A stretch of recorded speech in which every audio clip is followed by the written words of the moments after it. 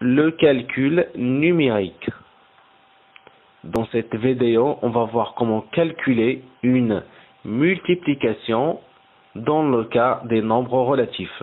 Quand on dit les nombres relatifs, on a des nombres relatifs positifs et négatifs. Et cette méthode marche très bien quand on a juste deux facteurs ou même plusieurs facteurs. D'accord? La première étape est la suivante. Trouver le signe du résultat. D'accord?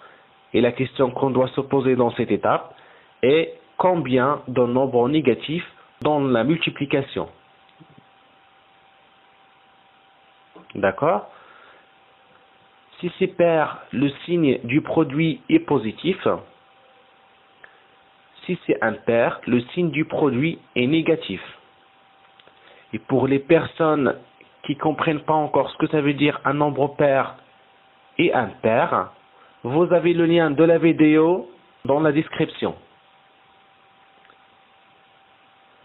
D'accord? Et la deuxième étape, c'est de multiplier toutes les parties numériques. On va voir maintenant le premier exemple, 2 fois 3.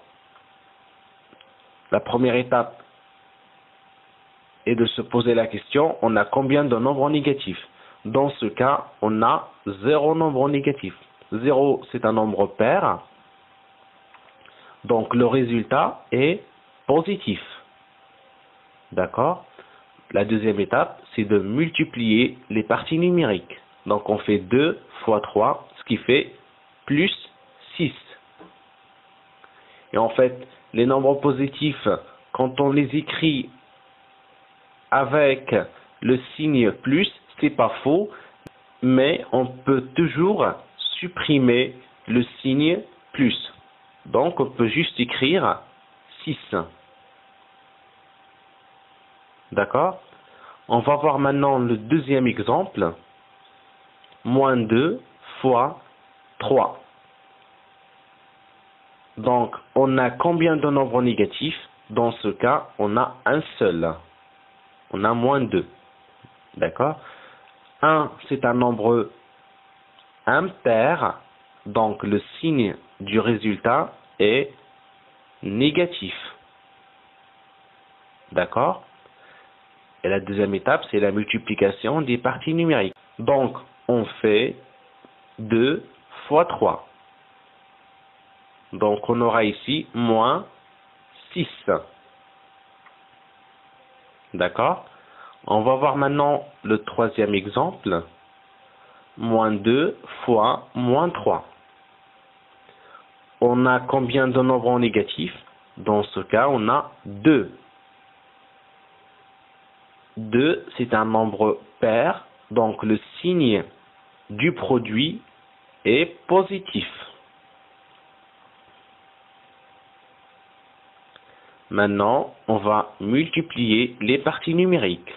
On va faire 2 fois 3. Donc, on aura plus 6. Et comme le premier exemple, le signe plus, on peut l'enlever. Donc, on aura 6. On va voir maintenant le quatrième exemple. Moins 2 fois 3 fois moins 4. Ici, on a 3 facteurs. D'accord? On a combien de nombres négatifs? On a 2. 2, c'est un nombre pair. Donc, le résultat est positif. D'accord? On fait la multiplication des parties numériques. Donc, 2 fois 3, c'est 6. 6 fois 4, 24. Donc, c'est plus 24. Et le signe plus, on peut toujours le supprimer. Et on aura 24. Le cinquième exemple, moins 5 fois moins 2,3 fois moins 2. On a combien de nombres négatifs? On a 3 nombres négatifs. On a moins 5, moins 2,3 et moins 2. D'accord?